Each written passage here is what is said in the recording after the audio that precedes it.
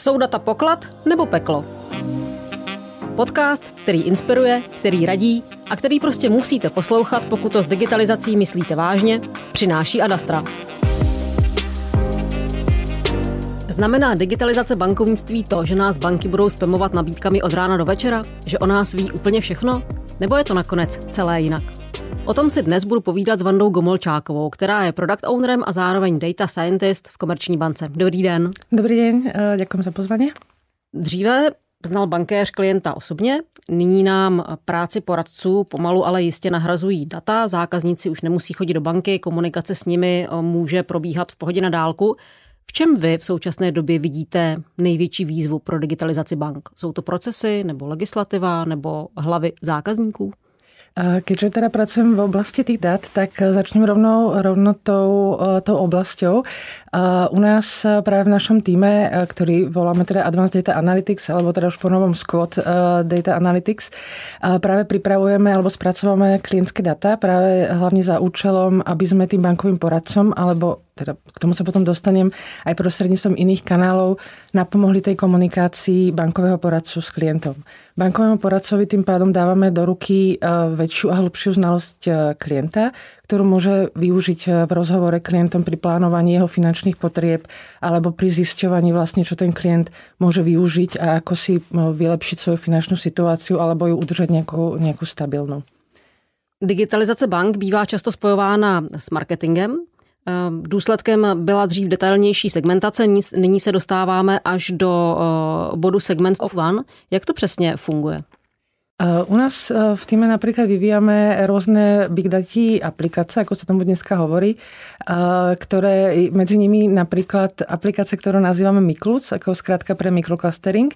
A tá vlastne obsahuje mnoho rôznych segmentácií. Od najjednoduchšej, kde si klientov kategorizujeme napríklad podľa veku alebo podľa vzdelania, podľa mnohých informácií, ktoré nám klient poskytuje, až po nejaké zložitejšie machine learningové algoritmy, ktorých tiež dokážeme klientov rozsegmentovať na základe nejakých behaviorálnych charakteristík. Čiže každý klient patrí do každej segmentácie, ale práve do jedného segmentu. A keď si dokážete predstaviť, že by sme všetky tieto segmentácie prekrížili, tým pádom klient sa vyskytne práve v jednom mikrosegmente, nejakým homogénnom, ktorý nám vlastne vytvára segmenty klientov, ktorí sú si navzájom veľmi podobní. A to nám umožňuje vlastne na tých klientov cieliť veľmi presne. To znamená, že v takom segmente sa napríklad môže vyskytnúť 4 klienti, alebo 16, alebo kľudne 100 klientov, ale sú naozaj veľmi podobní. To nám umožňuje vlastne cieliť tú nabídku ako presnejšie na tých klientoch. Čiže nám to umožňuje nejakú personalizáciu tých nabídek. A ta personalizace pak probíhá jakými kanály? Bavíme se o onlineu nebo se bavíme například i o komunikaci osobního bankéře se zákazníkem jako fyzicky? Môže to byť rôzny kanál. Tak ako banka sa snažíme fungovať omnikanálovo, to znamená, že snažíme sa komunikovať prostredníctvom každého kanálu, ktorý nám klient umožní. Čiže keď nám poskytne svoje telefónne číslo, ktoré môžeme využiť pre marketingovú komunikáciu alebo e-mailovú adresu, prípadne mu sa dohodneme na stretnutí s bankovým poradcom, čiže to môže byť rôzny kanál. Jedna vec je ale možnosť komunikovať, ale druhá vec je tá klientová preferencia, ktorú sa tiež snažíme zisťovať prostredníctvom dát, ktoré máme k dispozícii. A keď napríklad sa pozrieme historicky, v akých kanáloch klient komunikoval a ako reagoval, že či vôbec telefón zdvihol, alebo reagoval, alebo si potom kúpil, tak sa snažíme tiež rôznymi machine learningovými algoritmami zisťovať to, či klient chce ten kanál, alebo či ten klient, ten kanál je pre ňo prívetivý, alebo či tam bude reagovať. To znamená, že na jednu stranu máme o klientech víc dat a na druhou stranu musíme pečlivě vážit, jak ta data využijeme? Áno, určite sa tak dá povedať, pretože presne ako vravíte, dát je v banke a klientovi ako veľká spusta, ale treba si v nich nájsť nejaký zmysel. Proste ako keby sme iba pustili nejaký veľký stroj na všetky data, tak ja som toho zastancom, že nemusí z toho výjsť niečo zmysluplné, ale malo by na začiatku teda byť nejaká myšlienka, že čo chcem vlastne tými datami získať, že ako by som chcela využiť tú znalosť klienta, až potom by som sa mala pozrieť na to, aké data k tomu mám, prípadne si dozískať nejaké data a tak ďalej. Takže... Vy v Komerční bance obohacujete transakce o další data, máte na to speciální nástroj. S jakými daty tam pracujete? Co vlastně vůbec je cílem toho nástroje? Je to jedna z ďalších tých aplikácií, ktoré som už spomínala na Big Data platforme. Túto aplikáciu nazývame Trench, anglická skratka pre Transaction Enrichment. A vlastne cieľom je, ako ste povedali, obohatiť tie transakcie. A využívame k tomu viac menej iba tie transakcie, informácie o tých transakciách, pretože keď si predstavíte, čo všetko vieme z jednej transakcie, nazývame to ako transakčná veta, vieme, odkiaľ tá platba išla, komu išla, aká je to čiastka, vieme dátum, čas, prípadne to, čo poskytne, keď ide o platbu kartou, ten obchodník na postterminále a všetky, sú tam nejaké texty napríklad, že tam ten obchodník napíše ďakujeme za nákup Albert Praha 4, prípadne tam je nejaký názov protiúčtu. Čiže z týchto všetkých informácií, ktoré dáme dohromady, tak dokážeme akoby vytiahnuť tie informácie, ktoré sú čitateľné pre toho klienta alebo pre bankového poradcu. To znamená, že práve keď tam nájdeme popisek ako ďakujeme za nákup Albert, tak vieme, že ten klient nakupoval v potravinách. Čiže vieme oštítkovať tú transakciu tým práve labelom alebo štítkom potraviny. A to nám umožní ako v nejakej agregovanej forme potom pripraviť aj pre toho klienta nejaký jeho pohľad na jeho finančné správanie, na jeho transakčné správanie. A zase pre bankového poradca to môže byť ako vstup pre nejakú analýzu alebo diagnostiku jeho finančného chování. A čo mu môže zase pomôcť, ako som už vravala na začiatku, pripraviť mu nějaké nabídky. Předpokládám, že ten poradce potom ty informace o klientech vidí v nějaké agregované podobě. Že nevidí, ano. Že klient nakupoval na Praze 4 v Albertu. To nie. To presne ako pravíte. Môže to byť ako nejaký pohľad za mesiac, že klient povedzme utratí časť svojej výplaty alebo nejakých povedzme 30% na potraviny, 20% na bývanie, 20% si odklada do nejakého sporenia a tak ďalej, keď prípadne 30% ešte na deti a teda. A z tohto môže ten bankový poradca, ktorí sú vyškolení práve na to finančné poradenstvo, vyvodiť nejaké závery, že možno niekde že ten klient by si mal možno robiť väčšiu rezervu, prípadne niekde sa ubrať, alebo že si môže ten klient zobrať výhodnejšiu hypotéku a tak ďalej. Takže poradci dřív informace o klientech získávali jak? Tyto výhradně z osobního rozhovoru? Nebo měli i jiné možnosti? Aj z nástrojov CRM, ktoré sa celé to vlastne CRM-ko postupom času, myslím za dlhé roky sa obohacuje. Kedysi v tom nástroji CRM v nejakej aplikácii bankový poradca videl veľmi základné informácie o klientovi. Videl tam pochopiteľne nejaké identifikácie, videl tam, aké má produkty, vedel si otvoriť akoby výpis z účtu za mesiac, ale čítať položku po položke a tak ďalej.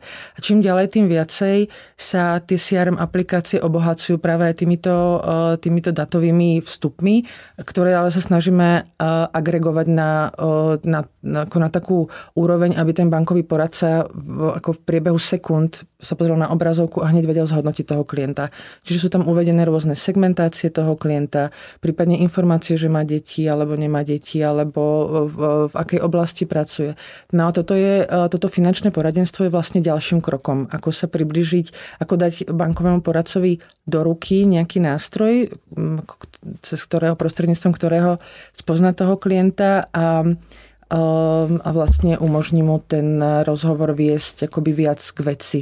Ale ako vravíte, bolo to samozrejme aj prostredníctvom rozhovoru. To je v podstate to najdôležitejšie, že my mu síce pomôžeme, ale aj tak sa ten klient alebo ten bankový poradca dozvie od klienta ty podstatné veci. Jak dlouho trvá v instituci velikosti Komerční banky, než se podaří v podstatě zrealizovat takovýhle projekt? Myslíte teraz tú aplikáciu, ktorú som hovorila? My to v podstate to robíme teraz v našom tíme. Spolupracujeme už skôr na tých dodávkach akoby s tými odberateľmi. A čo sa týka ako samotného vývoja, ide o veľkosť toho tímu. To je asi to, čo nás ani nemôžem povedať, že brzdí, ale keby nás bolo viac, tak to ide samozrejme rýchlejšie. Ale momentálne sme asi na tom pracujeme tak zhruba 1,5 roka od vývoju celej aplikácie až po konkrétne obsahy. No, tam v tej aplikácii funguje niekoľko anglickým slovom workflows, čiže nejakých ako datových spracovaní. Čiže to všetko bolo treba naprogramovať, vyvinúť tie machine learningové modely, tie štítkovania a ono sú tam ešte ďalšie veci. Takže vravím, teda sme asi na roku a pol, už sme na produkcii, ale stále sme ako, ja by som to tak povedala, možno v druhej tretine, alebo niekde možno v tretej štvrtine, že ešte máme kus pred sebou. Když už to máte v produkčním prostředí, tak už to testují poradci v realitě? Áno, ďakujem za túto otázku. To som rada, že sa na to pýtate. Práve niekedy na podzim štartuje pilotný provoz práve tohto poradenstva na pobočkách. Čiže tam to sú naši vlastne hlavní odberatelia. U nás to interne nazývame ako nejaký finančný coaching. Tá aplikácia, že bankový poradca vlastne dostane v aplikácii nejaký pekný prehľad o tom klientovi a to sa práve vlastne hlavným vstupom do tohto prehľadu sú data z tejto aplikácie. Čiže... Kdo potom všechno se na straně vlastně banky zapojuje do vývoje té aplikace? Logicky vy jako data scientist, to znamená ty, kteří těm datům, kdo mají přístup k těm datům a asi vidíte, co všechno by se z nich dalo vyčíst. Jsou to právě třeba i ti poradci, kteří vám vlastně říkají, tohle nám chybí a tohle bychom potřebovali? Ten vývoj prebieha teda hlavne u nás, to sú data scientisti a data inžinieri. Ale my pravidelne komunikujeme práve s tým ako keby biznisovou časťou projektu, s tými kolegami z finančného coachingu a oni zase samozrejme pravidelne testujú s bankovými poradcami. A oni vlastne a ešte s klientami samozrejme, pretože tá aplikácia bude jedného dňa, ja predpokladám, že budúci rok, práve dostupná aj pre klienta samotného, že si budem on sám môcť čítať tie data a orientovať sa vo svojej finančnej situácii sám. To znamená, že vlastně klientům dáváte do ruky jakoby nástroj, který jim v podstatě umožní mít jakoby lepší, agregovanější přehled o jejich financích, aniž by se o tom museli bavit s bankéřem. Ano. A budú si môcť sami naplánovať nejakú lepšiu optimalizáciu svojej finančnej situácie, ako kde viac ušetriť, alebo kde viac možno investovať, alebo si prípadne prerobiť svoje hypotéky, tak aby boli výhodnejšie a rôzne iné veci, ktoré môžu riešiť v banke. Řešili jste třeba s klienty i to, zda jsou v pohodě s tím, že vlastně banka za ně bude takhle jako nakládat s informacemi o jejich finančním chování. Já vím, že ty data běžně máte, jasně, ale nejsem si jistá, nakolik si klienti uvědomují, že je máte a že se dají takto použít. Jasne, nad týmto teda ja osobne teda premýšľam dosť často, lebo teda človek sa tomu nevyhne, keď vlastne to môžu byť pre niektorých klientov, pre niektorých ľudí ako dosť ako súkromné veci, že ako kde klient platí. Jedna vec je, ako my nemáme ani kapacity, ani zámer na to, aby som si pozerala každého jedného klienta, tak sa pozriem, že kde teda koľko platí a tak ďalej. Je to presne ako vravíte na agregovanej úrovni. Druhá vec je, že klienti, teda keďže vedia, že máme, alebo že sa staráme o ich peniaze, majú platobné nástroje banky, tak si veľmi často sú vedomí, že tie informácie máme. Sami nám to aj akoby v prieskumoch hovorili, že očakávajú, že s tými informáciami budeme pracovať. Že ako keď ich už máme, tak robte niečo s tým, aby ste mi ako vyšli v ústrety a pomohli, že však o mne viete úplne všetko. Ako niektoré výroky klientov. Potom sú samozrejme takým, ktorí to vadí a nechcú, aby sme spracovávali tieto údaje a pre tých je tu GDPR a môžu nám ten súhlas odobrať. K tomu ešte teda dodám, že všetky tieto aplikácie, o ktorých tu hovorím, samozrejme podliehajú regulácii GDPR a my nemáme oprávnenie ako spracovať klientské data, pokiaľ nám to klient neumožní. Teda dodám iba, že pre marketingové účely, pre účely dané zákonom, prípadne alebo dané zmluvným vzťahom, to samozrejme musíme robiť. Takže... Vy v podstatě v tom trenči detekujete také příjem klientů, to znamená, že se snažíte o nějakou predikci. Co přesně jste v tuto chvíli schopní pro klienta na základě dat vlastně udělat? Co jste schopný mu o něm říct? co on sám třeba neví. Nebo neví. Nebo možná nechce vědět. Jo, jasne. Čo sa týka toho príjmu, tak niektorí klienti nám povedia svoj príjem, pretože sú v podstate k tomu nútení, keď si berú u nás spotrebiteľský úver, tak je to jedna z položiek, ktorú klient je povinný vyplniť. A keďže úverový produkt u nás nemá až toľko klientov, tak u tých ostatných potrebujeme si to akoby zistiť zase nejakou inou cestou. K tomu slúžia práve zase tieto machine learningové modely. A na to máme práve vyvinutý jeden z modelov, kde dokážeme odhadnúť z tých príchodzích transakcií, ktorá práve tá jedna je nejaký príjem klienta. Že sa opakuje v pravidelných intervaloch alebo že je cirka v rovnakej výške, prípadne chodí z rovnakého protiúčtu. K tomu ešte práve preto finančné poradenstvo dovyvíjame ešte teraz ďalší model, ktorý bude odhadovať najbližších 30 dní, ako si klient bude, aký bude mať zostatok na účte. Čiže ktorýkoľvek deň v mesiaci si budem aj ja ako klient, alebo ako naši bankoví poradcovia vedieť zobraziť, že tak dneska to vyzerá so mnou tak, že ešte ma čaká nejaká hypotéka, splátka, ešte obvykle chodím do reštaurácie v tomto čase, takže platím nejaké transakcie kartou, prípadne každý rok v tomto čase chodím na dovolenku, až potom zase príde výplata, zase som cajk. A takto vlastne to dokážeme vykresliť. To znamená, že vlastně tomu klientovi chcete říct, kolik může utratit akoby nad rámec svých jako standardních zvyklostí. Presne tak. Čiže mu vlastne ho budeme upozorňovať, alebo mu držať tu nejakú linku, že ešte si v pohode kľudne míňaj, máš tam nejakú rezervu a prípadne ho aj upozorniť, že keď pôjdeš takto, tak 2 dní pred hypotékou budeš na nule a nemáš na splátku. Čiže ho môžeme aj upozorniť. A spätná vazba klientů na tohle je jaká? Ste teda zjišťovali? Toto neviem už, či prešlo testovaním. Zase my sme iba na tej strane toho vývoja, tak nerada by som si to vymýšľala, ale pokiaľ dobre viem, tak kľúci ako z toho týmu, myslím, že toto testovali ako s klientami, ale nechcem to právě vymýšľať. Že tohle vlastně z pohledu klienta připadá jako super, že to je to, co může mít přidanou hodnotu. Ano. Že mi vlastně banka bude říkat, jak se mám vyhnout nějakému defaultnímu nebo kreditnímu riziku. Áno, hej, pretože tam, ako vravíte, že klient môže ľahko prepadnúť pokiaľ má povolený debet, tak môže ľahko prejsť do minusu a z toho platiť úroky, prípadne sa môže stať, že nebude mať na hypotéku, čo zase môže znamenať nejaký blbý záznam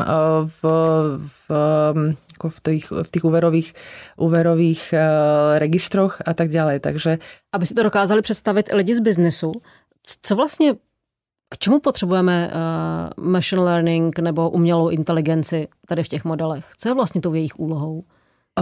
Keď sa pozriem iba teraz na to bankovníctvo, trošku rozlišujem medzi machine learning a umelou inteligenciou, pretože tá umelá inteligencia už v podstate nepotrebuje podsúvať nejaké data a už sa hovorí potom aj o učení bez učiteľa. Zatiaľ, čo tie machine learningové modely a prediktívne klasické modely sú častokrát už s nejakým učiteľom. Čiže vy mu poviete tomu modelu, že hľadaj mi v tom modeli tento pattern alebo takýchto klientov. Si to můžu představit tak, že vy jste pak ten, kdo mu vlastně říká, co je v tom důležitý. Jestli je to obec, kde bydlí, věk, příjem, to už to nájdeš sám, ale v tom prvom prípade v tých prediktívnych modeloch mu poviem, že si určím tzv. Target. To znamená, že ja hľadám klienta, ktorý si kúpil spotrebiteľský úver. A to je moja jednotka. A vedľa toho má nuly, ktorí si nikdy nekúpili spotrebiteľský úver. Takže a on potom hľadá ten algoritmus, to je s tým učiteľom akoby, hľadá rozdiely medzi klientami, ktoré majú tú jednotku a ktorí nemajú. Čiže toto zistí, že je priemerný vek tých klientov, ktorí majú tú jednotku, je 40, zatiaľ čo títo sú 20 roční. A ako premenných môže byť X. Toto už je také využitie dát, také pomerne už môžem povedať klasické v bankách. Tieto modely, také, ktoré som práve opísala, čo už robia roky v bankách, takže to není ako nič nové pod slnkom. A využíva sa to hlavne v tom, aby sme našli tých klientov, ktorí si chcú zobrať ten spotrebiteľský úver, kreditnú kartu. Prípadne môžeme odhaliť náchylnosť k odchodu toho klienta alebo zatvoriť nejaký produkt.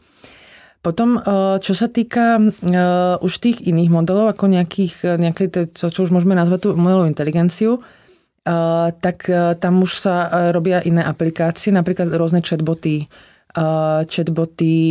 na komunikáciu s klientom. Čiže keď každý pozná, kto nás počúva, chatboty na rôznych e-shopoch, poradím vám a tak ďalej. No, môžu byť nejaké jednoduché tie algoritmy, že ten chatbot rozumie nejakým kľúčovým slovom a vyhľadáva ich v nejakých produktových listoch a chatbot odpovie iba na ako keby tým, že vystrihne kúsok toho textu z produktového listu, to tam dá tomu dotazovateľovi. Ale potom sú trošku chytrejšie, ktoré už dokážu rozpoznať ten jazyk lepšie nejakým práve využívajú sa algoritmy NLP, ktoré ten dotaz rozpoznajú a vlastne dokážu komunikovať s klientom už v podstate ako, že ten klient alebo ten dotazovateľ takmer nerozlíši. Čiže k tomuto tiež. Vy se snažíte s klienty komunikovat také real time, v podstatě omnichannel. Co tedy představuje zatím tu největší výzvu pro banku? Aby ta komunikace mohla opravdu reagovat event-based, real time na to, jak se klient vlastně chová, co dělá? Z môjho pohľadu tam vidím technológie. Skôr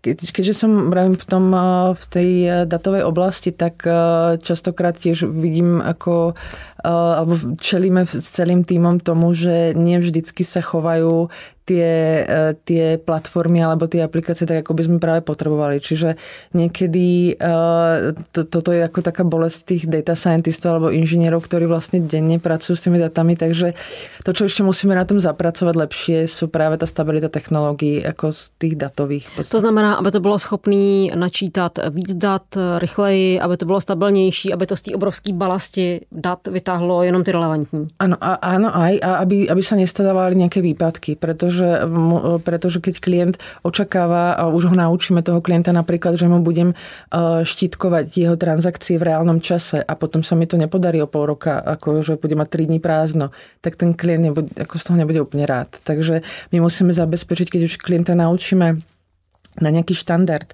tak aby sme ho nemuseli potom od neho odúčať alebo sa ako omlouvať. Takže vidím to v tých technológiách, ale na tej datovej časti. A čo sa týka už potom tých kanálov, tak tam tiež ako zrovna Komerční banka pracuje teraz na novej banke, voláme to u nás ako presne New Digital Bank, NDB, kde vlastne sa pripravuje vlastne celá obmena aj celého toho core systému a všetkých vlastne tých technikalí, na ktorých beží banka. A to práve umožní jednak aj väčšiu stabilitu našich systémov, aj väčšie možnosti v komunikácii v real time a vlastne všetky. To znamená, že celý to legacy zázemí prostě budete nahrazovat. Áno. To je ale obrovský projekt, ne? Jo, to je obrovský projekt. Myslím, že už nejaké, ja teraz nechcem tu házať práve termíny, lebo si nie som úplne istá, ale mám taký pocit, že do dvoch rokov už budú nejakí prví klienti prechádzať práve na tie nové, čo vlastne tomu klientovi umožní, ako v podstate tie aplikácie budú modernejšie, rýchlejšie a ako všetky ty super trooper veci. Ty projekty vznikají od vás, jakoby od data scientist, anebo vznikají z toho biznesu?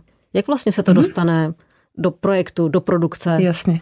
To je dobrá otázka, lebo je to niekde medzi.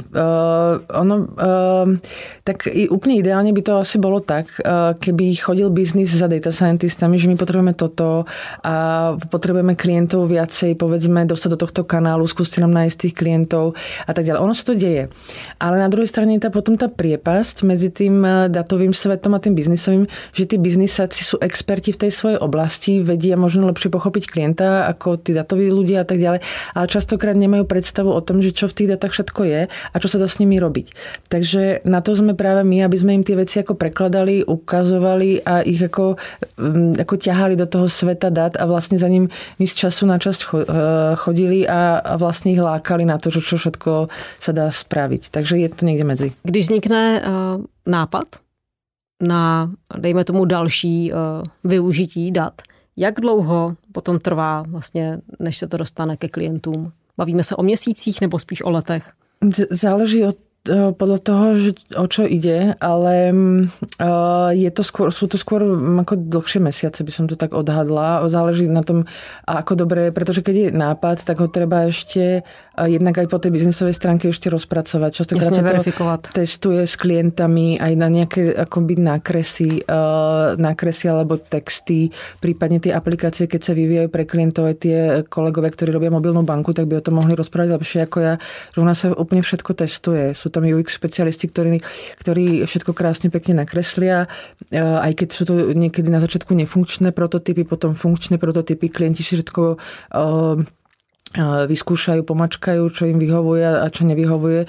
Z toho sa vytvorí už potom finálny prototyp, ktorý sa potom programuje a tak ďalej. Čiže to sú teda tie naše projekty, tie skôr z oblasti mobilnej alebo internetovej banky. A potom, čo sa týka nejakých datových, ako tie naše aplikácie, alebo tak vrajím, zase sú jednoduchšie aplikácie, ktoré sa môžu stihnúť za mesiac, sú zložitejšie, ktoré trvajú, ako som už vravela, aj rok. Vy už jste zmínila jednu věc, že v podstatě vás brzdí primárně v tuto chvíli technologie, respektive asi ty původní legacy systémy, které se tam prostě propisují do těch dalších procesů. Je ještě něco, co by pomohlo zrychlení v podstatě práci s daty a jejímu lepšímu využívání na straně banky? Jestli by to třeba měla být větší integrace biznesu a dat? Určite vlastne tá komunikácia medzi biznisom a tými datovými ľuďmi, tam je čo vždy zlepšovať. Na oboch stranách by som to tak povedala. Je to aj vlastne to, že tí data scientisti mali by viacej nakročeno k biznisu, aby lepšie pochopili tých klientov. Viacej chodili a pýtali sa a overovali si. A zase tí biznisáci u niektorých stále ešte je vidieť nedôvera v tých data. Že... Já právě mířím tam, jestli vlastně nemáte pocit, že mezi jako těma datama a tím biznesem ještě furt přetrvávají jako takový bariéry. No, určite nie ste ďaleko od pravdy práve, že nevnímam to ako u všetkých. Mám kolegov, ktorí nemajú o datách ako nejaké veľké akoby odborné poňatie. Na druhej strane sú úplne žhaví po tom, čo sa dá všetko zdať a sú tým nadšení. Takže s týmito ľuďmi sa samozrejme pre nás ako najlepšie pracuje, pretože jednak oni vymyslia tie veci, oni s nami o tom komunikujú a oni to hlavne použijú. U mnohých ako stále ešte pozorujem takú trošku nedôveru v to, že čo z tých dát viete, aj tak to vieme najlepšie od klienta. Ono je to pravda, ale skúste sa spýtať ako 1 400 000 klientov. To proste nejde. Takže to je druhá vec a potom sa niekedy častokrát stáva aj u biznis ľudí, ktorí ako majú dôveru v tie data, dajú nám požiadavku, my to vyvinieme a potom sa to nevždy použije. Ale to zase ani nedávam ako keby... Tak to je asi součástí jako procesu, ne? No, že vlastne, když ako něco objevujú, tak sa občas netrefím. To je skôr, u nás je to niekedy tým, že sa niekedy strašne tak rýchlo menia priority, že aj ten chudák človek z biznisu, že kým sa to dostane na stôl k nemu, tak už je vlastne dôležité niečo úplne iné. Takže aj s týmto, ale toto nám práve sa snaží, ako aj tá agilita, ktorou teraz banka ako by sa transformovala na to agilné fungovanie, práve toto podtrhávať, že je presne dôležité, aby tí biznisoví ľudia boli pri tom zadávaní požiadaviek si vedomi toho, na čo to použijú. Pretože to stojí čas aj to dohodnúť, vymyslieť, naprogramovať, vyvinúť a tak ďalej. A v podstate čas sú peniaze a ten čas, ide hlavne o to, že ten čas, ktorý sme venovali tej požiadavke, ktorá sa nepoužije, sme mohli venovať niečomu úplne inému, to, čo je pre ten biznis dôležité. V tuto chvíli v podstatě se shodneme na tom, že banky nahrazují poradce daty nebo jejich detailní znalost o klientovi, tu osobní nahrazují daty. Vidíte nějaký další trend, který se někde na obzoru v tom bankovnictví rýsuje? Co se týká komunikace s klienty? No, ja by som povedala, že tento smer sa bude ešte pritvrdzovať, akože že vlastne sú typy klientov, ktorí už dneska nepotrebujú chodiť moc do banky. Ja to taky nechci chodiť. No a myslím, že nie ste ani zďaleka jediná a že tých klientov bude, alebo takto tí klienti, už len táto koronakríza v podstate nás vlastne presvedčila o tom, že mnoho vecí ide online, ktoré doteraz sme sa nevedeli predstaviť, ako deti chodia do školy online, alebo pracujeme všetci tak, že sme neboli ako pol roka v práci a tak ďalej. Čiže aj týchto klientov, ktorí predtým možno viacej trošku bojovali s tou digitálnou tvárou banky, tak myslím si, že mnohí ako presvičili z toho osobného kontaktu. Takže ten trend, ja si teraz myslím, že to teda bude ešte tým smerom pokračovať ďalej a ďalej.